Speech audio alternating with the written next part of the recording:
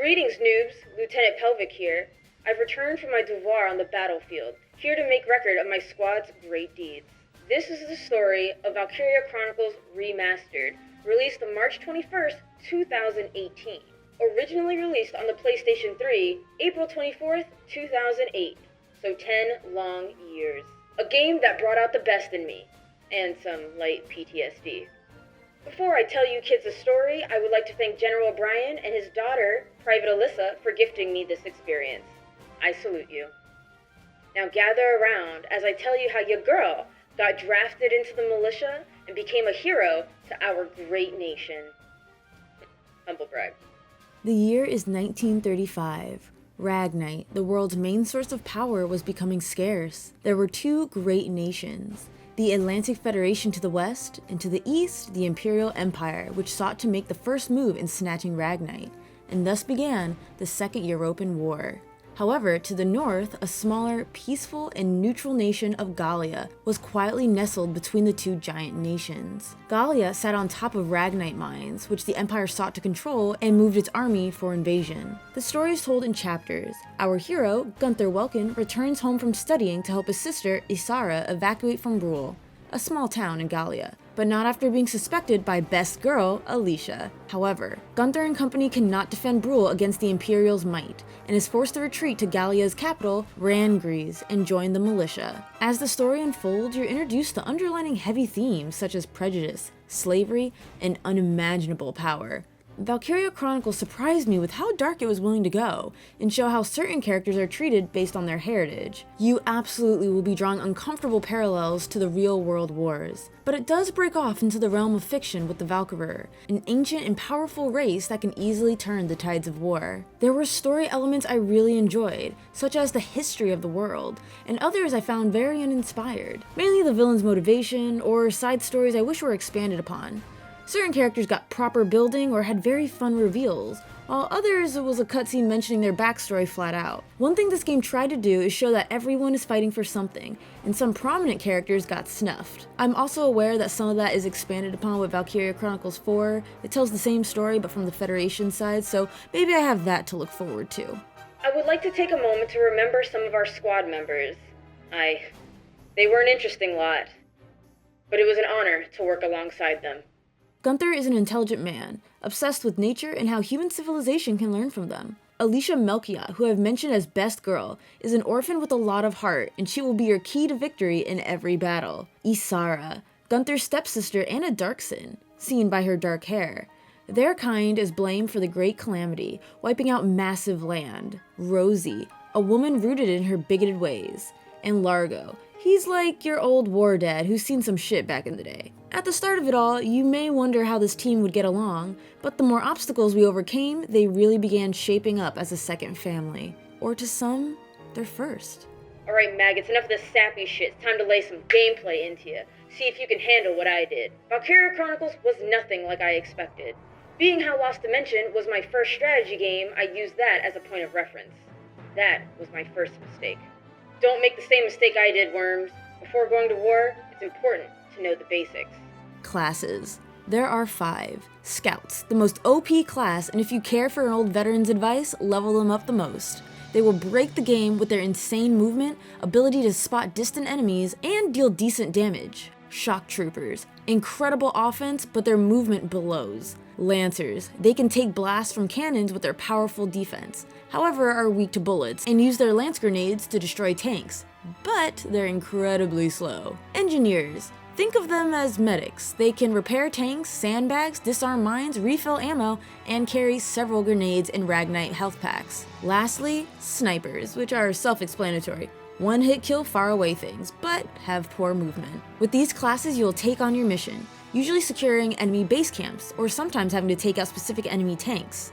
As mentioned before, this is a tactical RPG, so there are a lot of things to consider, mainly your objective and the loss conditions. Then set up your squad on the map. It's unfortunate that you can't see the frontline enemies to get a better idea how to arrange your members. Afterward, you enter command mode. The gold badges are your command points, aka CP. To move one unit requires 1 CP. To move a tank, it's 2. Unused CP will carry over to your next turn. When a unit is moving, they'll use AP, or action points, seen by the gauge at the bottom. Once out, you can no longer move. If they are in enemy sight, they will be shot at, so be sure to use cover as you advance. Cover doesn't allow for critical attacks or headshots. When attacking an enemy, understand that you're at the mercy of the RNG gods. Be sure to utilize the top information, giving you an idea how many shots it takes to kill your target. Pro tip, headshots do more damage. However, what is an RNG god to a woman who can reload save files? Nothing. Yes, you can save and load in command mode. Take advantage of this, people. If victory means playing like a cowardly Christina, then so be it. This is war. Fuck playing fair, soldier. Don't hold back from saving relentlessly after every move. I sure didn't. If you fail to kill an enemy, they will return fire, so be smart when deciding to attack. If there's a teammate nearby, they'll help, so plan accordingly. Also, note a unit can do one action as they move, attack or heal. If you choose to move the same unit during the same turn, they'll start with less AP, as people get tired out on the battlefield. If a unit's HP reaches 0, they're in critical condition and cannot be used. Instead, a healthy unit must retrieve them and call the medic and have them return to safety. If 3 turns pass and they're not retrieved, they'll die in the line of duty. Or, if an enemy tags them while they're down, they'll die. Gonna be honest with you, some of these maggots make great distractions and meat shields. Y'all hate to see it, but it's a solid strategy. Also, I'll have you know, nobody died in my playthrough, so it's fine. If you complete the objective when a teammate is down, they'll count as alive, so don't feel too guilty. You'll notice the story units have gold badges beside their name. Having them on the field gives you 1 extra CP. If they're down, you'll start the next round with 1 less CP. However, same goes for the enemy. Capturing base camps is another key to victory. Enemies call reinforcements from their bases. If you capture their base, you can cancel their reinforcements. However, they can do the same to your camps. You can have allies retreat to bases and call reinforcements, an excellent tactic to moving slow characters around the map. Later in game, you'll gain access to orders. Depending on the order depends on how much CP it costs. Orders range from boosting a unit's stats to all unit stats or even calling a mortar fire support. Units also have hidden potentials. Depending on the character, some units' accuracy raises if they're in a meadow area. Some get lonely and their defense goes down. Definitely read up on each unit, deciding who would be the best for that mission at hand. However, when potentials activate is completely random. Again, the mercy of the RNG gods. And lastly, claim victory by successfully pulling off your objective. After every win, you're awarded money and experience based on how well you did. The less turns, the better. Which brings us to the fun part, spending said money and experience. Money is spent at the R&D facility, buying improved weaponry and upgrading. Tanks can also be fitted for new gear. Money can also be used to get articles written about you in Squad 7, unlocking character-specific side quests. The training room is where the magic happens, baby. There are over 40 characters, but don't worry, this game levels up by class. Level up your class to become elites, and then gain clearance for new attack methods and unlocking new potentials and possibly new orders. Skirmishes are non-story battles. Pretty much this is where you grind for experience on old maps. Mentioned before, you'll have a lot of characters, but not all of them can go on missions. You'll only have 8 deployed, including tanks, leaving 12 on reserve. Depending on the task, you may want to switch out your characters in the command room. I like that no soldier is nameless, however you can never really get to know them any further than the way they talk. You could get a little bit more feeling on who they are by viewing them in the glossary, or checking out their potentials, but you might learn too much. Masochist? Having less than half full HP makes them inexplicably happy, granting a boost in defense? What? The militia changes you, kiddos. Later, you can meet the Princess of Gallia at the audience chamber and get medals for your heroic deeds, and she'll grant you shiny new weapons too. And lastly, the graveyard, where there's an old veteran who could teach you some game-changing orders, but at the cost of some hefty experience. There's also New Game Plus. All your levels and equipment are transferred over and you'll have harder difficulty options. It takes some getting used to. Taking damage while moving, the bullshit RNG system. I've even had enemy units somehow dodge me at point blank. And frankly, some of the classes are severely underutilized.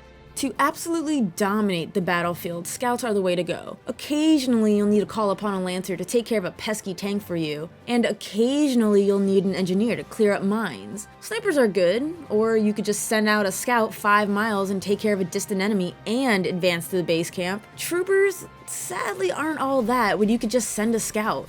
Ultimately, this does depend on your playstyle, but if you're trying to maximize your earnings, I don't see any reason why 6 out of the 8 members aren't scouts. And I would like to take a moment to talk about each level design. No level is like the last, especially midway onward. It gets very creative with its setup and enemy positioning. You'll be avoiding spotlights, using railings, and dodge at rocket fire in trenches. While you should never be excited for battle per se, I always looked forward to what unique layout I'd be scampering through.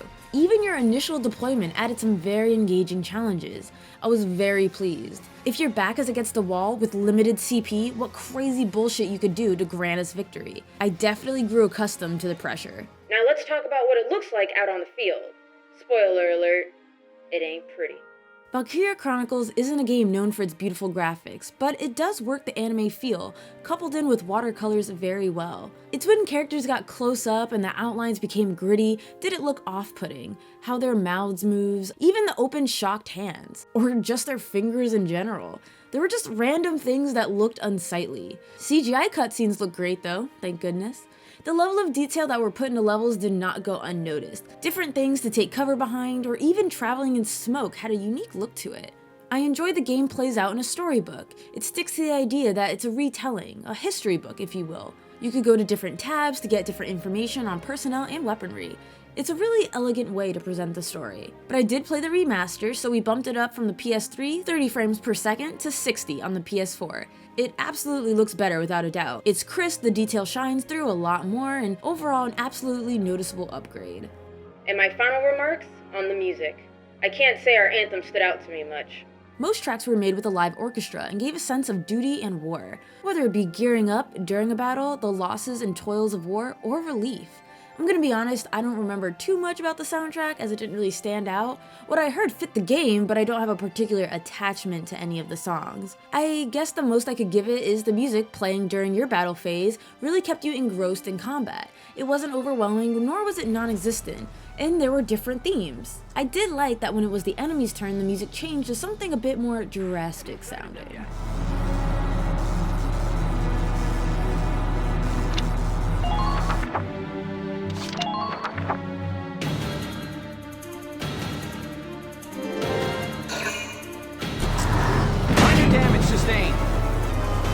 The soundtrack is by no means bad, I just don't think it's memorable, it's not something I would return to. It does a good job in keeping the theme of war in its musical score, and that's about all the praise I could give.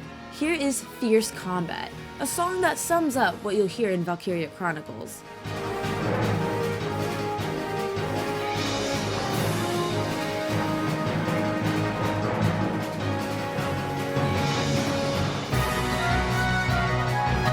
I give my time with Valkyria Chronicles an 8 out of 10. While the story is fantastic, there is a huge learning curve that will easily send people running with their tail in between their legs.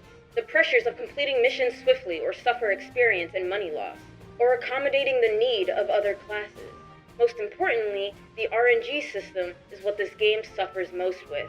I would not recommend Valkyria Chronicles for greenhorns, especially to strategy games, unless you enjoy getting your ass handed to you. I mean, join the militia! We'll take good care of you. Either way, if you're not a soldier at heart before you play Valkyria Chronicles, you sure as hell will be by the end. That's all, new recruits. Dismissed. Thanks for watching, Maggot. If you want to hear more of my war stories, click the top box for more videos like this, and the bottom box to watch me go through the action of Danganronpa. Lieutenant Pelvic, over and out.